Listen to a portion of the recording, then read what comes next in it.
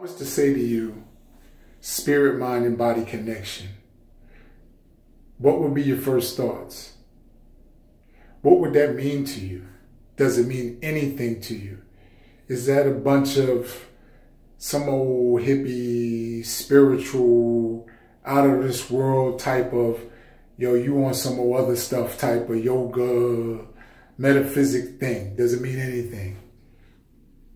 For a few people that I've talked to and have the conversations, when I speak about it, they're polite enough to listen to me, but at times in looking in their eyes, they're like this, I'm not following anything you're saying.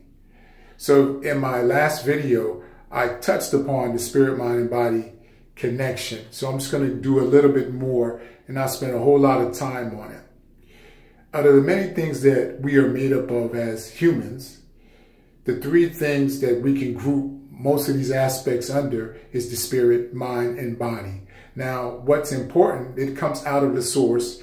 You'll hear me say the universe or God. Some people say Allah. I just tend to say the universe or the creator.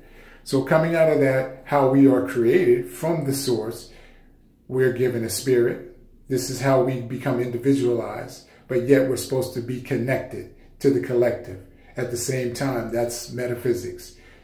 One and many at the same time in the simple definition. So from the source, we have the spirit, then the vibration then creates the mind. Vibration then lastly develops the body, the physicalness. So the aspect of which I want to talk about today is having the three be in harmony and in sync all the time, or as we would call walking meditation, walking relaxation. So when they're in sync, there is no decay. You're able to maximize your fullness as a being, to achieve the things that you desire, the things that you set as goals. Because all of the answers in which we seek are within us, and we just need to relax ourselves to have them come out, or to be manifested, if you will.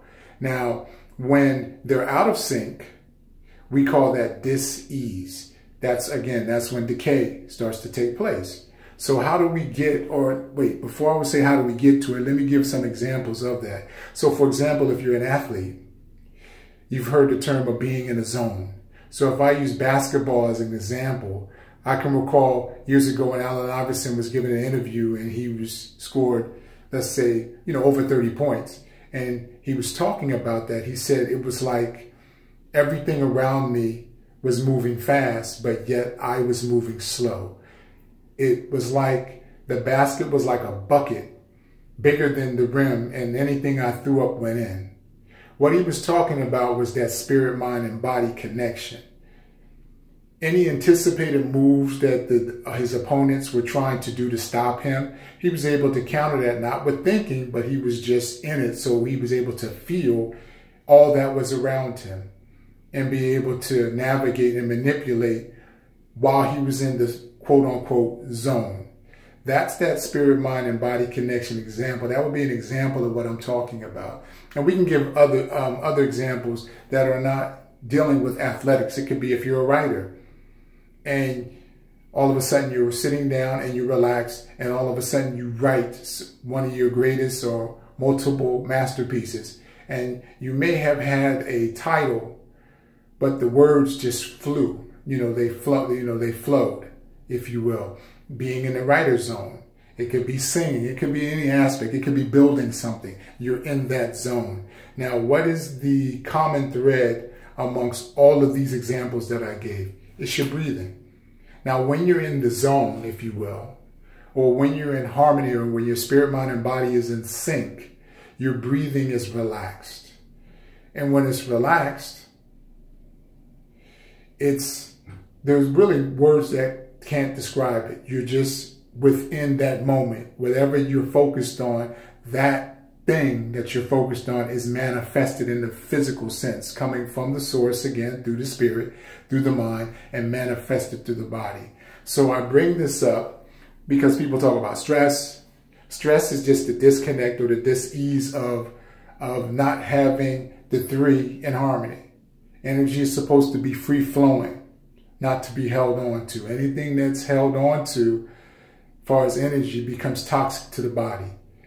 So it starts from the spirit, and then that doubt, fear, causes the disconnect or the disharmony, if you will, which then causes the dis-ease, which then manifests, because everything comes, like I said, from the spirit to the mind, germinates in the mind, and then it's manifested in the physical. That's how the process works. So since the energy is held on to, then it becomes physical in the sense of an ulcer. It could become a headache. It can become manifested in any other types of things that physically ail the body. So it's important to master your breathing. It's important to do things that release in a positive manner, in a healthy manner, to release that energy mentally as well as physically. So we know the benefits of the physical exercises. So we also need to combine that with the importance of releasing and having the spiritual exercises and the mental exercises to get our spirit, mind, and body in sync. So I'm repeating it so that it gets implanted. The seeds are planted so that you understand the importance of these things and of this Trinity, if you will. So what you can do, I've written a post.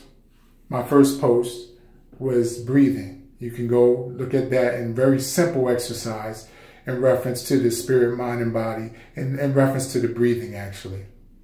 So do that. And I'd like to hear from you what your thoughts are and any other examples or input that you can add on that I can share with my viewers and readers of my post in reference to spirit, mind, and body connection, as well as things of how to relax and to maximize self. Thank you. Peace.